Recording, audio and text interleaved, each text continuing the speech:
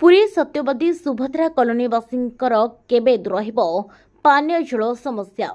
पुरी जिला सत्यवादी ब्लॉक अंतर्गत स्टेशन निकट सुभद्रा कॉलोनी प्राय 500 लोक बसवास करती, किंतु दुखर विषय कॉलोनी ठारू 1 किलोमीटर भितरी पानी पाइप संजोग थिबा सत्वे आज पर्यंत किंतु सुभद्रा कॉलोनी को पानी पाइप संजोगीकरण होई पारि नाही। सेतिपई सुभद्रा कॉलोनी अधिवासी माने साखी गोपाल स्टेशन 4 नंबर प्लाटफॉर्म रे थिबा नलकूपर जल को पानीय जल रूप में व्यवहार कर आसुछंती। से अंचल कूह एवं नलकूअर पानी लुणिया होइथिबारु ता व्यवहार अनुपयोगी।